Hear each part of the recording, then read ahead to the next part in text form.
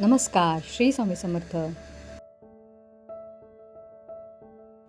Chinese खायची इच्छा झाली की आपण लगेच हॉटेलमधून मागवतो. पण आज मी तुमच्यासाठी घेऊन आले आहे एकदम झटपट सोया मंचुरियन राईस.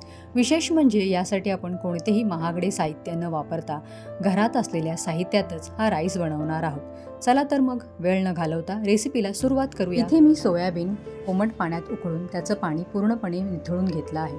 आता या सोयाबीनला क्रिस्पी बनवण्यासाठी आपण यात घालणार आहोत मैदा आणि कॉर्नफ्लोअर. सोबतच चायनीजचे सॉस म्हणजेच dark soya sauce, chilli sauce, अद्रक लसूण पेस्ट घालून याला छान कोटिंग करून घेऊया. तुम्ही यात ग्रीन चिली सॉस पण घालू शकता. माझ्याकडे सध्या तो नाही. कोटिंग करून झाल्यावर सोयाबीन थोडा वेळ बाजूला ठेवूया, म्हणजे मसाले सगळे त्याच्यामध्ये छान मुरतात.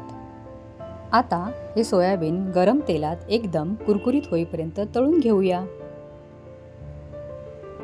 हे बघा, मस्त क्रिस्पी सोया मंचुरियन तयार झाले आहेत.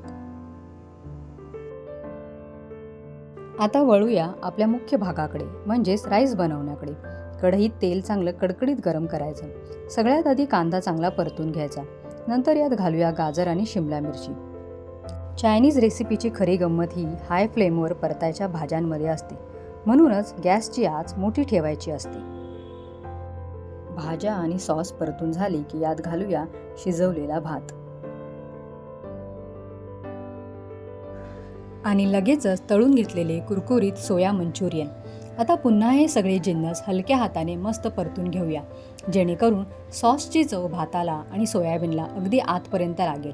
वाह, काय मस्त सुवास सुटलाय आणि रंग बघा किती सुंदर आलाय. आणि हा बघा, घरच्या साहित्यात बनवलेला गरमागरम सोया मंचुरियन राईस खाण्यासाठी सज्ज आहे. तुम्ही ही रेसिपी नक्की ट्राय करा.